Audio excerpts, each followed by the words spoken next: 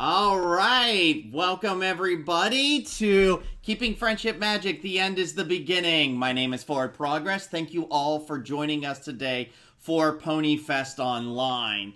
The next hour or so, we're going to be talking a lot about kind of what's been going on a little bit lately and how it relates to Pony and how we can all cope through this tough time together.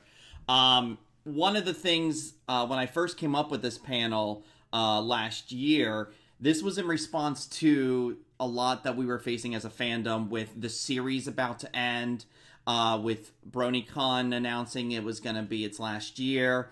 There was a lot of finality seeming and a lot of people talking about, is the fandom going to die? Is it going to be all over for us? And where do we go from here? And I wanted to take a look at that. And I feel like a lot of these concepts are very much a sense of what we are facing right now. We can be very much a part of this going forward, of facing these challenges head on together through the concepts of My Little Pony, through social science, through togetherness and friendship and fandom. So that being said, our first topic of conversation we're going to talk about today is we're going to talk about some characters we got to meet in the last couple of seasons, and that's these folks right here. Who out there is big fans of the Student 6? I know I am. I don't know if you can see it, but I've got a Galbar t-shirt on today. Love the Student 6. But when we first met the Student 6, we got an interesting introduction to some concepts here that I feel apply to a lot of things with finalities and endings, and we're going to jump right into it here with this one right here. Well, then perhaps you should return to your kind. Your kind? Smolder, let's go! Queen Novo will want to hear of this. Well, this place seemed lame anyways. It's fine. We know not every pony sees us the way you do. We're used to it. Regardless.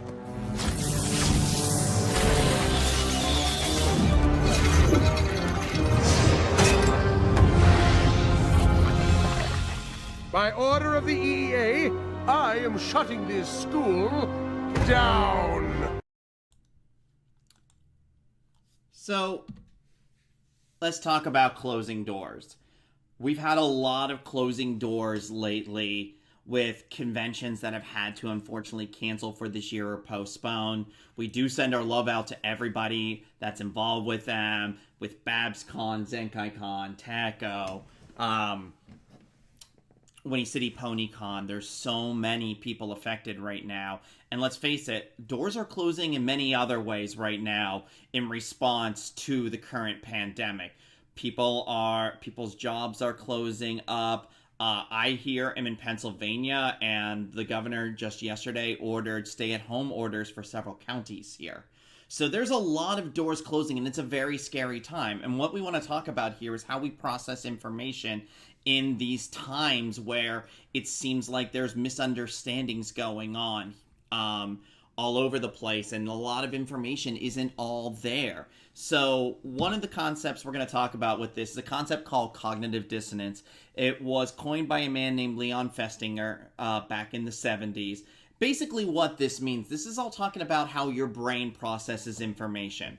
So when you get information that doesn't fit with what your vision of the world is and how things aren't, where things aren't the way they should be, it comes into your brain, and your brain kind of goes like, ow, I don't like this, I don't want this, I don't want to hear this.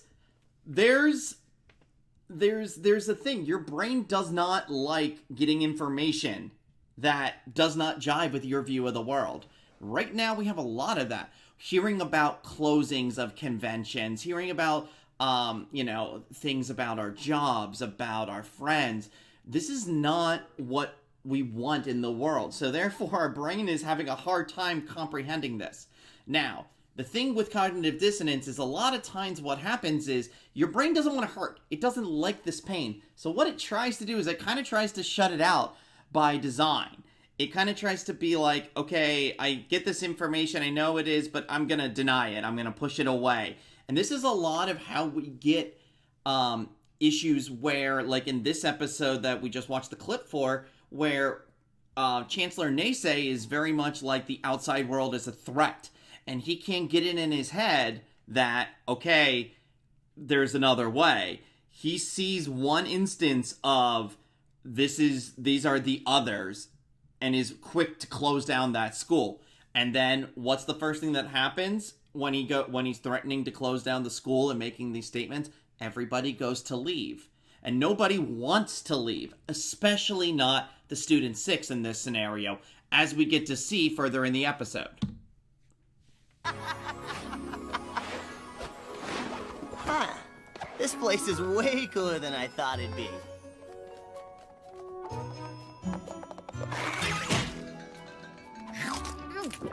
Even I'm impressed. What's it called again, Osalis? The Castle of the Two Sisters. I remembered it from class. Princess Twilight's history of pre-equestrian friendships. Ha! Who knew? School was actually good for something. Yona not really like school, but Yona like new friends. Smolder like breathing. Hey, you guys! Sandbar is back! Pillows! How nice! The castle is going to be so much more comfy. And fun! Pillow fight! You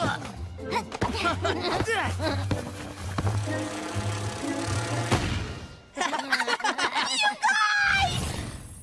I just found Stairs! Okay, come on. Who doesn't love that moment? I love that moment so much. Bless you, Lauren Jackson. Anyway, let's talk about our response to these situations here. We've talked a little bit about the cognitive dissonance, about how you kind of have to fight your brain to get through for processing, to process this information properly. We're going to talk about the fight or flight concept, which I'm sure most of you are in, have some kind of working knowledge of at least. Basically, your brain is hardwired to get you through this world. It's hardwired to make it such that you can survive. And that's where fight or flight comes in. And a lot of times, and especially right now with all the chaos in the world and things closing up, we need to find a way to deal with it here. And it's kind of hard to fight right now, and it's kind of easy to flight. It's very, this is a disease. We aren't all scientists who can cure disease. And trust me, you don't want me in a lab. Just trust me here. I'm a soft scientist, not a hard scientist. So it's easy to have the flight response, which is here to protect us. It is the social distancing. It is the staying at home. However, a great thing that's happening right now at this time, and it's evidenced by this very convention today, is we're still fighting. We are fighting to stay connected to our friends, just like the Student 6 found a way to still stay together, even when they were told that they had to be apart. Now, granted, that doesn't mean go into the Everfree Forest and all of a sudden try to, hole up around a bunch of evil creatures and such. I'm gonna say let's not do that, alright, everyone? But we have the internet. We have the technology, literally, so we can still connect. We can all come together here and celebrate our friendship, celebrate ponies, and we can all get through this together. And there's so much more that we got to see even in this episode here. I wondered how long you'd take to get tired of Pillow Fort pouting. Every pony's already tried to cheer me up. It won't work. Oh, I'm not gonna cheer you up. I'm gonna tell you what you did wrong. What? You gave up too easily. Hey, you made me a guidance counselor. That means tough love. Naysay was right. I failed. The school was a disaster. So was I when you met me. But you showed me that when you know in your heart something is right, you stand up for it. You did that for me. Why not for this? I can't go against the EEA. They're in charge of all the schools in Equestria. And you're in charge of all the friendship in Equestria. Why should you let some pony else stop you from doing your job? But the EEA rulebook doesn't matter. You can write your own rules, because you're doing something new, something important. Can we first acknowledge the fact that that moment of Starlight knocking the book, best moment of Season 8. Hands down. It's wonderful. But Twilight was ready to give up. And I think a lot of us have had that thought lately in the midst of this time, in the midst of this crisis, is how are we going to get through this? How are we going to make it through? Is it even worth trying and fighting? And we all need that Starlight in our lives. I know Thoth Penswell is probably watching right now and is appreciating the crap of me praising Starlight Glimmer. But for Glim Glam fans out there, she really had it. She was the right choice for guidance counselor. She had to be able, she had that ability to say it and to have that perspective. We all fall down. Right now, we as a nation, as a world, as a community, we have fallen down and we're picking ourselves back up, but that's okay. With new problems come new solutions. We find it through our friendship. We find it through our community. We find it through each other. We find it by looking at what we've dealt with before and knowing we can get through this as long as we stay together and united through this challenging time and this process. So, we've talked about closing doors here and how to handle them. Now, the next step in this process we're going to talk about, we're going to switch gears a little bit from the Student 6 and talk about another group we got to meet in the last couple of seasons that I think a lot of us love. I know especially my lovely fiance is a big fan of them, and that's these folks right here. The Kirin are usually peaceful and kind. But when they get mad, they turn into Myrics, creatures made of fire and vengeance. That seemed less scary when it was in a song. The last time they all argued, they got so angry, they accidentally destroyed their whole village. So the Kirin decided to make sure it would never happen again. We're going to talk about problem solving. Obviously, we're always going to have problems in life that we need to work through and get through. And sometimes it feels overwhelming. Obviously, right now, there's a lot of things that definitely feel overwhelming that we're all dealing with. But the biggest thing we learn in this episode here is the choice that the Kirin made where they gave up a part of themselves. And this episode serves as a very cautionary tale about doing that, about what happens when you give up part of who you are. Now, that's to say, depending on what that part is, if it's the part that's, got nothing but hatred, it's, maybe something you want to work on, but maybe the thing is you don't want to give up any part of yourself completely. It is okay to experience anger, hurt, sadness, pain. This is all part of the human experience. This is what makes us complete people, complete individuals. And this is how we problem solve, by experiencing these emotions, letting our brains process the emotions along with our logic centers to come up with solutions for it. And sometimes we get thrust into situations and we're not sure how 100% we're going to deal with it. And that's something we got evidenced a little bit in this episode here. Where are they taking us? To the stream of silence! If we hit that water, we'll never be able to talk or feel anything ever again! Put them down!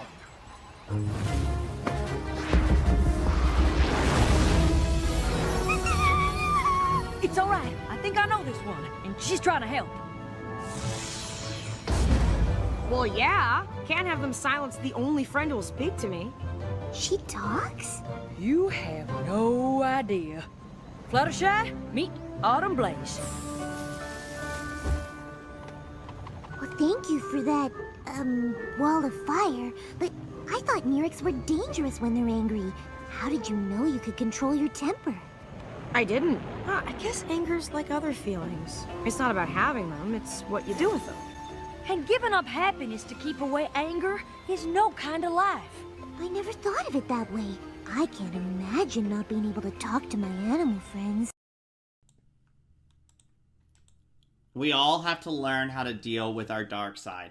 Everyone has those emotions. Anger, hatred, vengeance, all this stuff is a part of us. We do experience it naturally. And while it's not, it's not something that it's like, oh, you want to be angry, you want to be sad, you want to hurt. Nobody wants to hurt. But it's part of the human experience. It's something we all have to deal with. And it's not about whether or not you have them, it's what you do with them.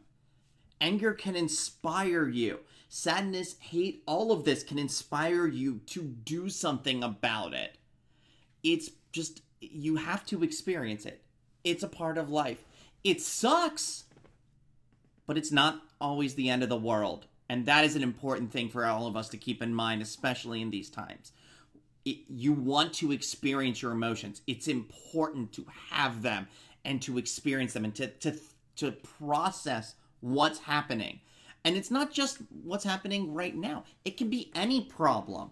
You have a problem at work, for example, or like a promotion you get passed over for, or one of your friends does something. You're okay to feel upset, hurt, angry about it. But it's a matter of what you do with it. Do you let that consume you and control you, or do you channel that into working through it and making yourself stronger in the end? And what you can do to help others in that process.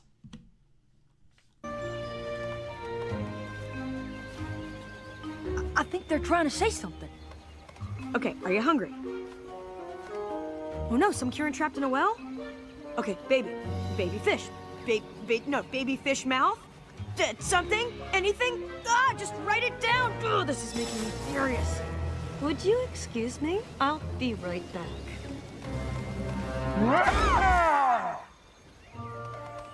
You were saying... Oh! You want the cure for the stream of silence!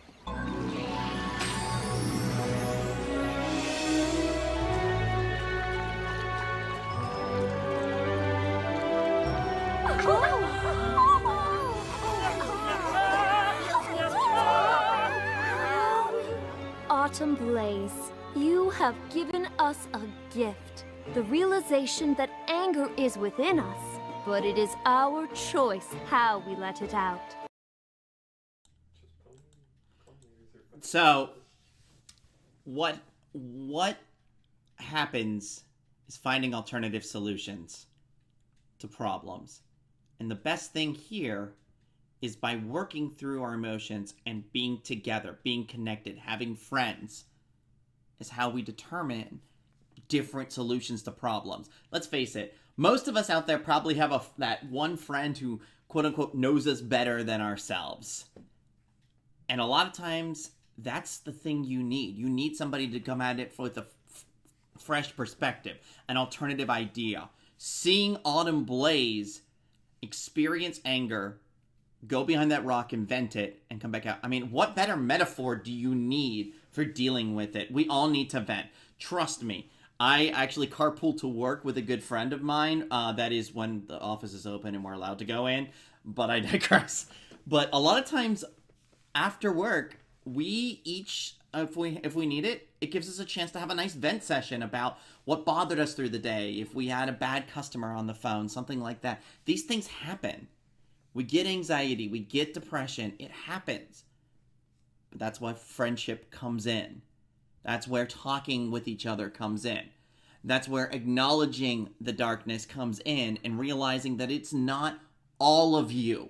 It's just a part of you.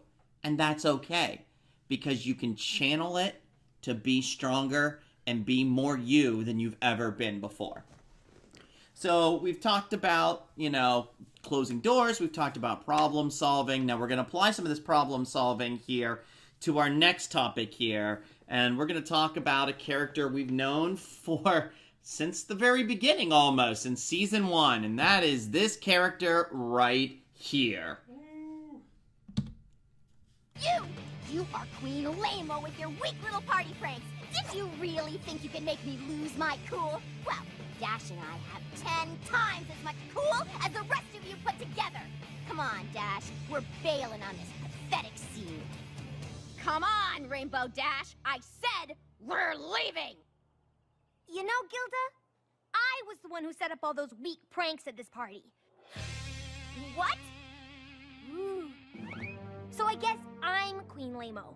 Come on, Dash. You're joshing me.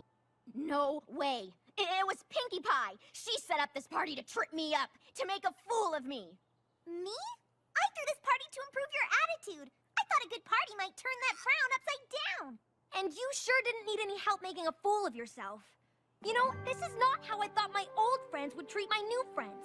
If being cool is all you care about, maybe you should go find some new cool friends someplace else. We're going to talk about the concept of losing a friend here.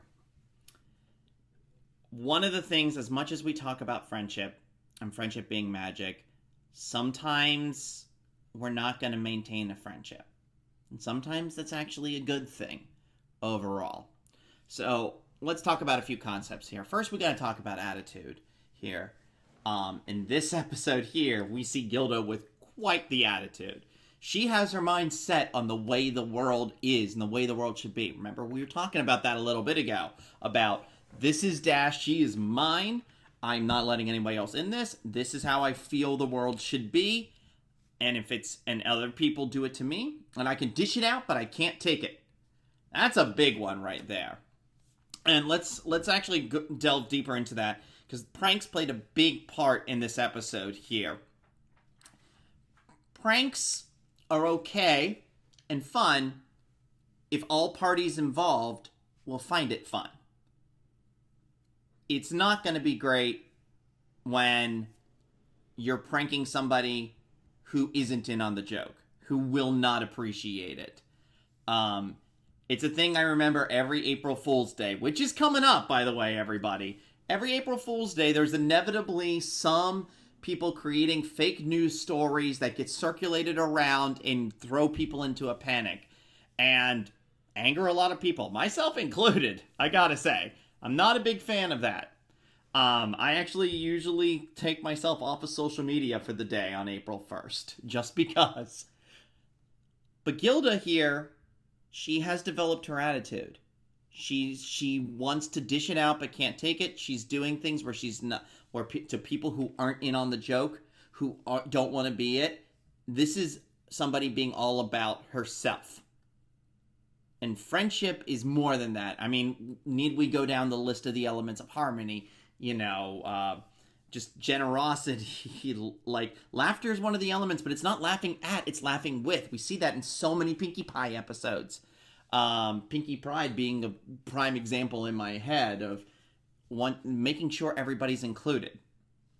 The other thing I want to talk about with this is this concept of toxicity. And we've often hear it told about a toxic person, even a toxic fandom. I've heard people call the brony fandom a toxic fandom, and I, for one, don't agree with that. I think the fact that there's literally thousands of people who have signed up for this stream is evidence that people want to come together in a time of need. And that's the least toxic thing I can think of. But what I will say about toxicity is I don't think necessarily that people are inherently toxic, but I think that as we go through life and develop our relationships, there's an idea, a sense of somebody may be toxic to you at that time. This happened to me a couple years ago, in fact, and I don't know if toxic would be the correct word, but tell a little bit of story. I actually used to be an admin for a number of years for a local area brony meetup group, and after a couple of years, things started to kind of fizzle out. Nobody could really pinpoint why at the time, but things were just not feeling right, and I wasn't feeling as connected to people. And especially one of the people that was with me, who was I always considered one of my best friends, nothing felt right. And then there was a convention a couple of years ago where, as much as I talked up everything, a lot of people they didn't want to come support me at my panels. finding out people were talking things about me and my fiance behind our backs. And it was a very hard time for me where I had to say, I don't know what to do here. And as a knee-jerk reaction, which actually turned out probably overall to be the right one, is I ended up cutting ties with certain people. And one person who, up until then, I had always considered to be one of my best friends. And the thing was, it's like, I just didn't feel like things were right. Something wasn't right, and we weren't right together in that moment. And it hurt, and it hurt bad for a long time. And it took me a long time to get over that process here. But we're going to talk a little bit more coming up here on how I got over that. The story continues into the next segment. But the bottom line I want to convey is sometimes it's okay to lose a friend. Not everybody is going to be right in your life all the time. Sometimes you need some space. Sometimes you need some distance. Sometimes you need to disconnect. And that's okay. You have to put yourself first no matter what. You still want to connect with your friends. You still need to have the strong bonds. Friendship is so important. But not if you are suffering because of it. And that's what I was at that time. That being said, it's possible to get through this at a later date. You could lose connection with somebody and find them again at another time. The very heart of the Griffin Kingdom. I don't know if either of you have read Bygone Griffins of Greatness, but Griffins were known to be rude, insensitive bullies. You mean Gilda? Yeah, I mean Gilda. When she came to Ponyville, she was a total jerk to all my friends, especially Pinkie Pie. She was a bit of a party pooper. Mm-hmm. So maybe Gilda was a little rude. You still get to go to Griffinstone, and according to this book, it has a rich, fascinating history. And why do you care so much about griffins anyway? It was actually Gilda's visit that made me curious. So I picked up Bygone Griffins of Greatness, and I've been hooked ever since. And now you two get to see Griffinstone with your very own eyes. Huh? Just me and Rainbow Dash? Hey, you can totally take my place if you want. I still had half a nap to finish.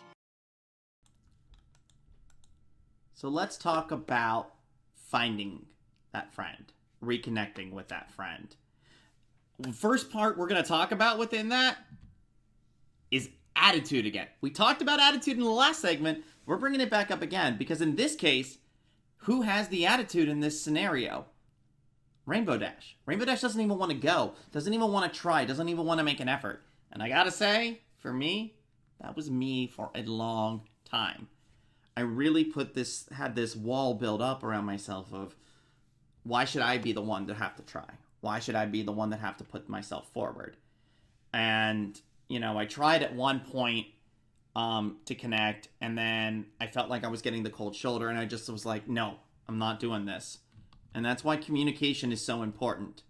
Communication is crucial to maintaining friendships and finding new pathways. And think about this. Nobody would blame you if you cut yourself off from somebody who hurt you. This is very true. Nobody will ever blame you for that. However, sometimes it might not be a bad idea to just have the communication, just even for yourself, to know that you made the effort, to know that you still are being a strong person who's trying to go out there in the world and make the best of it.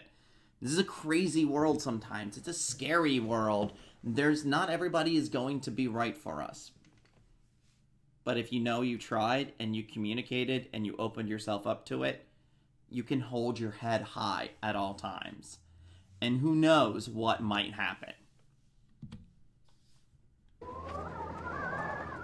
Hang on, loser! I'm coming! What took you so long, doofus?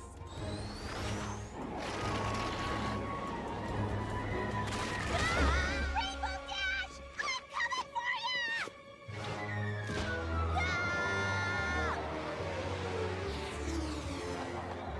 Gotcha!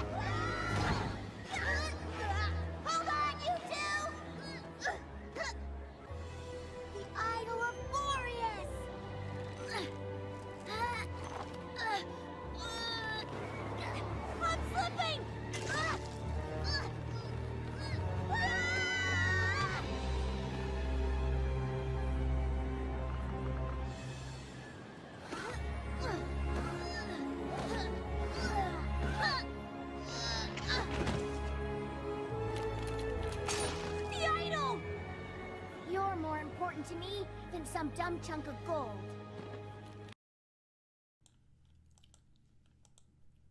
Learning a new way. There's new ways to solve these problems. There's new ways to connect to people that you didn't think possible.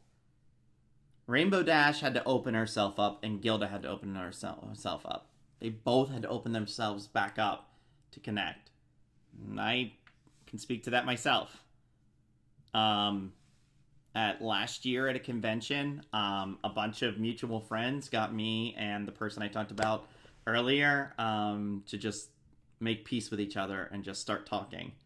And we shook hands. We started a dialogue. We saw each other randomly a couple of times.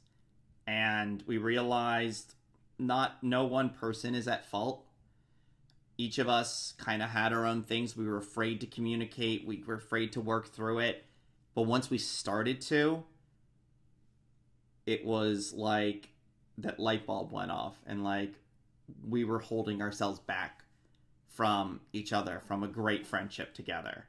And I kind of kick myself at times for holding myself back from it. So needless to say, we've reconnected, and actually I can honestly say he's one of my absolute best friends. I'm happy to have him in my life.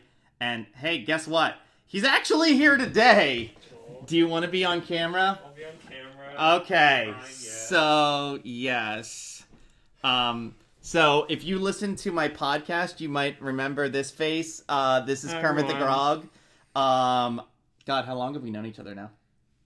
I don't even know. Time is so... Yeah. We've known each other for years. We went through, about a year or so, where we just... I mean, the epic saga was what? The con where the split happened was 2 or 3 years. I think it was... Something like that. It was 2, and then last year was the... I don't know where to be. I know. It's tough. As I kick everything. No, but him telling the story just made me think about it, of just like, yeah, a year ago at that con, we buried the hatchet, but it was still kind of, it was just sort of, let's cease this is silly, why are we at odds, but it wasn't like a full-on thing, and here we are, I mean, with the being around when con happened last year, a year later, and like, it's one of my best friends again, and it's kind of awesome to have that back, Yeah. And that's the thing, is sometimes you can lose people, and probably be, justified, and maybe that was the right thing, and you never know, and sometimes they come back in your life in ways you'll never expect. Yeah. And be someone who's really important to you, and I think that's something important, and both reclaiming lost friends and finding new friends. There's always somebody out there that you don't see coming, freaking Persona 5 style, that will just enter your life and just be amazing and magical humans that mean a lot to you. So yay, I'm taking up enough of your time, so hugs. It's I'll all let good. You get back to it. But thank you. Yeah, seriously, like this time 2 years ago, I thought we were never going to talk again, and now he's going to be in my wedding. So that's the thing. The world is crazy. You never know what's going to happen. You got to keep yourself open to new possibilities and new ways, because you never know. And that's what's great. And that's why you have to never give up. Do the things that are right for you. But you don't ever have to completely lose hope and completely lose faith, because you never know what's going to happen next. So we're going to move on to a big topic here.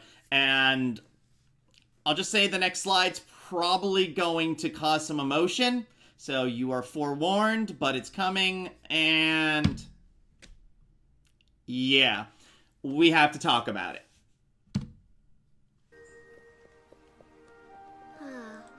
I really miss this place, Spike. We had so many wonderful memories here. We did, didn't we? Oh, Spike, I'm so sorry. Of course losing the Golden Oak Library was hard for you, too. Still tear up. This... it was season 4 into season 5. I don't remember the dates, but it's been years and I still tear up. And it's, I remember Big Jim Miller was at a convention years ago, and somebody asked him, why did you destroy the library? And And he said, rightfully so, that, like, you know, they needed something to show the severity of what was happening, and how dangerous of a threat T-Rex was, but I don't think we would have appreciated if they killed any of the main 6 or anything like that. But this hurt. This hit us all in our hearts. And it's much in the same way that with cons closing, with the Olympics being postponed, the end of BronyCon, the end of My Little Pony Gen 4 as a series, we're all experiencing grief right now. It's a big topic. It's a huge topic. And there's so much involved here. And it's okay to grieve. And here's the thing about grief. When we talk about grief and studies of it, a lot of times it's usually put towards grieving a loved one that passed away or something. But it's not just about that. It's also about, it's also about grieving something. You can be grieving the end of a TV series that you loved. You can be grieving the loss of, a store you love to visit is going to be closing up, or a restaurant you loved is going to be closing up. Earlier this year, I saw a lot of voice actors talking about this fantastic restaurant they all used to go to that suddenly closed up. They were grieving the loss of it. This is normal. And don't let anybody ever put you down for experiencing your loss. We all have to do it. The most important thing about grief, it's not necessarily about how we do it, it's that we do it. When we lose something, you're going to grieve it. When you lose a friend, when you lose a loved one, when you lose a TV show that you love. Think about the end. We've had so many ends of eras lately. Just within the last year, we had the end of Game of Thrones. We had the end of My Little Pony, Friendship is Magic. We had the end of the Thanos saga of the MCU. We just had the end of the new Star Wars trilogy. Look at all these ends that are happening together. And at a time like this, it feels almost like the dawn of an apocalypse, like the dawn of the end of things. So yeah, we're all grieving right now. And that's okay. We all can grieve. You should grieve. Now, let's talk about different things with grieving here, different models within it. And the first one we're going to talk about is something that's known as a Kubler-Ross model. Now, it's probably the one you're all most familiar with out there. It's definitely been talked about a lot, even in My Little Pony. How about that? But don't worry. He'll reappear when the spring sun warms the ground back up. Come on! Tortoises don't hibernate! Some pony put that picture in there as a joke. We know how upset you are about Tank, but you shouldn't take your anger out on your friends. Who said anything about anger? I didn't say anything about anger! I'm not upset, and I am not angry! Do I look angry? Think, Rainbow Dash, think! Tank's only hibernating because it's cold, right? Well, I'd rather have him awake in the heat than asleep in the cold. I'll just have to stop winter! Rainbow Dash, your winter is going to be petless.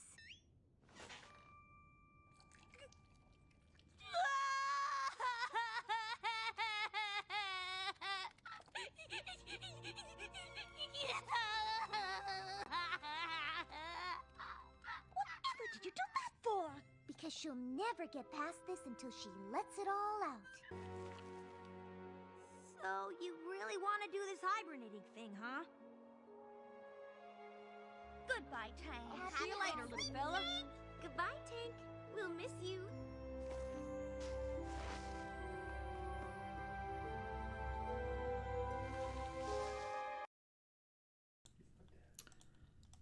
So, Tanks for the Memories was written by M.A. Larson, hashtag thanks M.A. Larson, and had some brilliant moments. Let's face it, those Dash faces are amazing, and I will never not love Clear Open Skies. However, let's talk about these stages here. It's interesting to note. Here's the thing about grieving. This was suggested a little while ago, and it's the one constant model that people use for grief. The important thing to keep in mind, though, is that this is not all-encompassing. It doesn't affect everybody the same way, and you can experience the stages simultaneously in different orders, or some might not at all. Let's face it, you can be angry while you're in denial, and you can be depressed while you're trying to bargain. This happens. Again, like we said earlier, it's not about how you grieve. The important thing is that you grieve.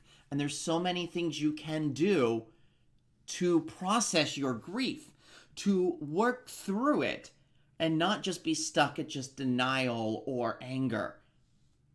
You want to experience these emotions, but you also want to work through them.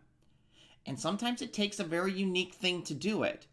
And we're going to come back to the Golden Oak Library here for a moment and what Twilight's friends did to help her cope with the loss of the library.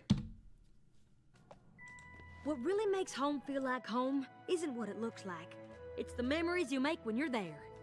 So, we made something that celebrates the memories we've made with you since you moved to Ponyville.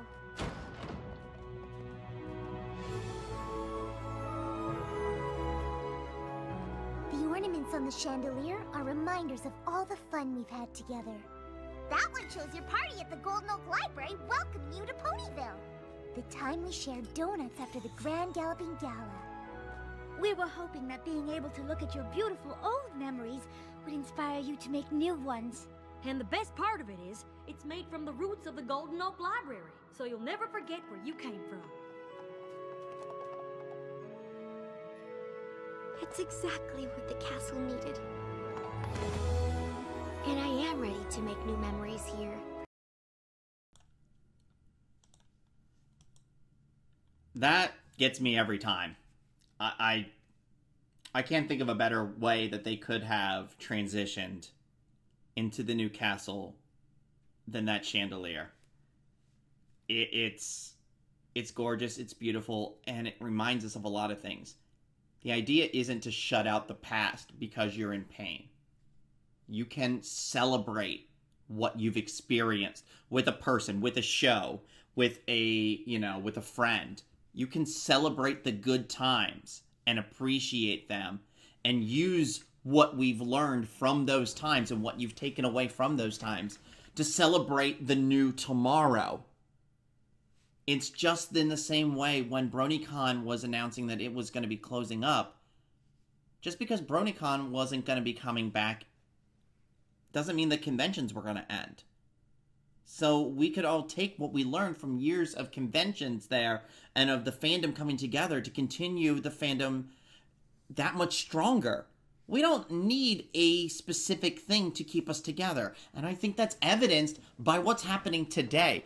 Who would have guessed this time last year that something like this would be necessary and would pop up and it would be reaching as many people as it is? We can make it through. We can learn from our past and keep it going forward. The end is not always the end. The end can be the new beginning of something great, something new. So that being said, I wanted to talk about another little segment here about grief in general and how we cope. And it's with a little thing called the 4 Tasks a Morning here. And I actually forgot to get down the name of the scientist who coined this one. I apologize. I'll try to find it later, maybe put it in the chat. But this is an interesting thing to look at. Because you notice how, with the Kubler-Ross model, it ended with acceptance. Notice what number 1 on this list of 4 tasks are here? Accepting the reality of the loss is the first one. So this just goes to show you that there's no right or wrong way to grieve as long as you go through the process here. And it's, right now, a lot of us are dealing with, I think, the first 2 there. Over the last couple of weeks, we've been needing to accept the reality of the loss. Reality of the loss of our kind of freedom to just move about the world the way we want. And right now, I think a lot of us are experiencing the pain of that loss. We're hurting. And it's okay. It's okay to be afraid, to be angry, to be sad, it's okay to not be okay right now. As long as you open yourself up that this is what your experience is, and you are living it, and you are making it about the future and what it's going to be, and learning from the pain that you're feeling right now. It's never a bad thing to cry, to feel pain, to feel loss. Don't ever let anybody put you down for experiencing natural human emotion. It's okay. The next thing here, and this is a big thing, I think in the pony community, we're really working on this right now, is adjusting to the new environment without the lost object. We're adjusting to this new world. This con is an adjustment to the world around us right now. Heck, last week, my friends and I did a stream, and we're talking about doing another random panel stream next week. By the way, subscribe to me. Come check it out. Shameless plug. Never mind. I'm getting booed within my own home, everyone. Thank you. Thank you. But we have to make adjustments, and it's okay. That's what we're all doing right now. Take your time. Adjust. Do it. And as we move forward, we're going to learn from this experience here, from the loss that we experience when we're out of this crisis right now of COVID. We're going to be able to reinvest in a new reality. We can come out of this stronger as a community, as a people, as a nation, as a globe, as a world, as a fandom. And that is what I implore all of you to do. Take this time. Think about what's happening. Experience it. Talk with your friends. Reach out to those. Have your moments. And reinvest in a better tomorrow and in a better future. And I can't think of anything else more that I would say is the concept of keeping friendship magic. That is my panel. I do want to thank you all for joining. It looks like I have about 8 minutes left. So what I'm going to do is, I know they have a question room open. So I'm going to pull up my phone and see if I can pull up any questions. I might be able to get to 1 or 2 if I can. Maybe. It is trying to load. Maybe it will, maybe it won't. Let me ask if anybody, while it tries to load on my phone here, either of the people in my room with me have any questions? I mean,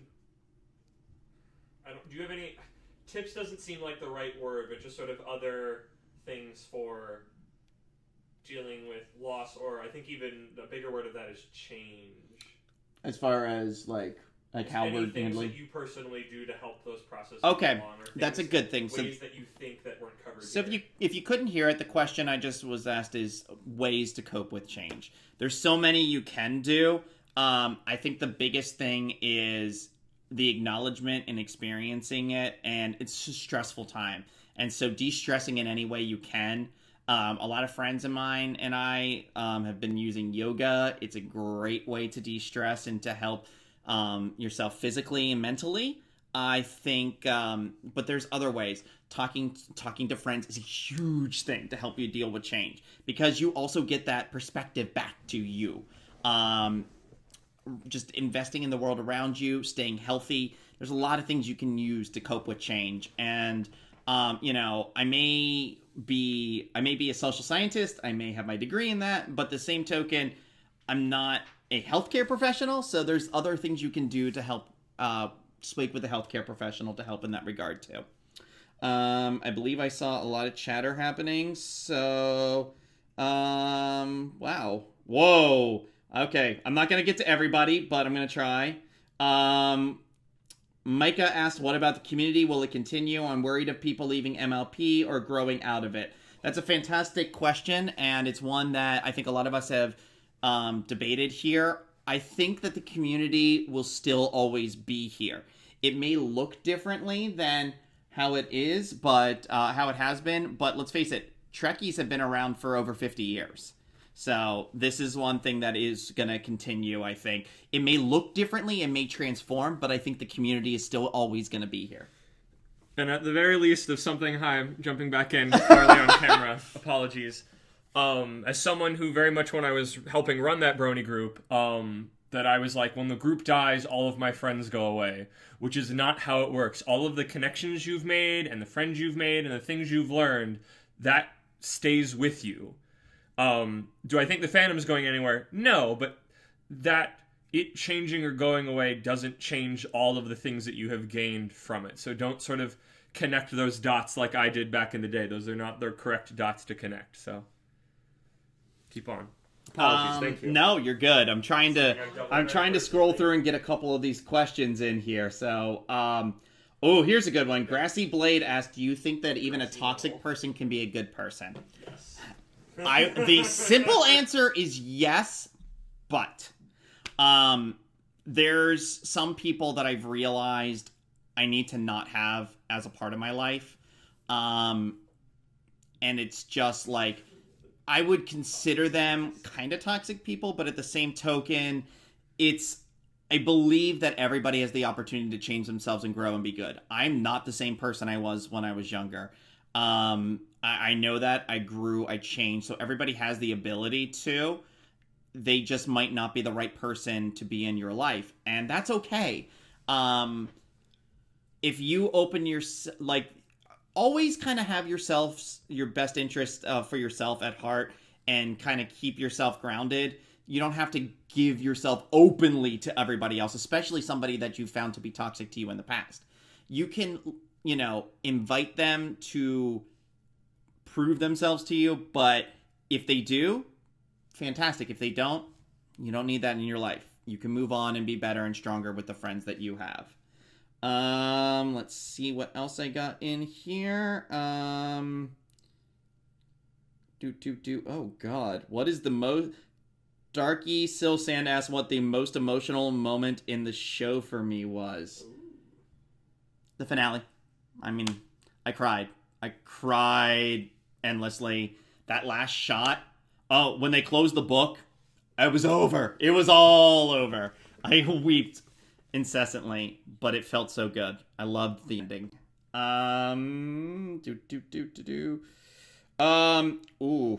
Sonic Fan 06 asks, what do you think of Equestria Girls not getting a conclusion like Friendship is Magic? It's a little disappointing. I'm not gonna lie. I would have loved to have seen a graduation movie or episode. I've heard little stirrings that maybe they can make something work. I don't work on the show, so I can't speak to it necessarily.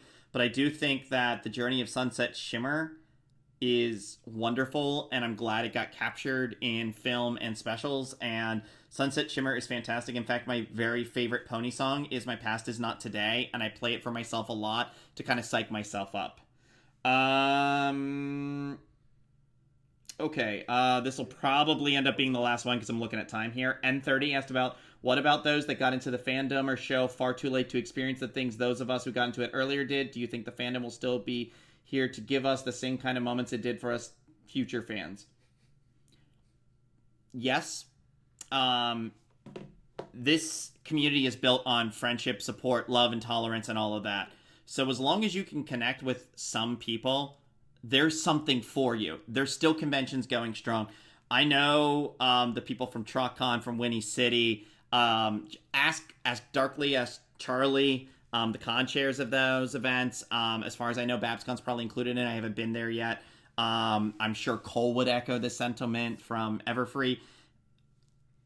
As long as there's an interest, we're still going to put these events on. We're still going to be here with each other. I mean, just look at this. This is a prime example of there's going to be ways to connect. It may evolve. It may not always be in the same form, but there's always going to be ways to connect. It's about 12:55. I want to give a couple of minutes to the wonderful and talented Dusty Cat to get set up here. So he'll be your next streamer here, teaching you about lunchbox guitars. Give him some love and some props. That man is awesome. I've always loved working with him. If you do like what you saw here with us, we do have a Patreon. Link is on the screen, patreon.com/KFM. I do run the Keeping Friendship Magic podcast now, which we're trying to get actual podcast hosting for. So the Patreon funds that come to us right now are going to that. You can always follow me on social media. Otherwise, I'm going to be back at 6 o'clock to assist with Riffing Rainbow, along with Kermit and the lovely and talented Nova Rose. and potentially a couple of special guests too. So that being said, thank you all for joining me today. Thank you for listening and being a part of this community. I love you all, and continue to keep friendship magic out in the world. Thank you all so much.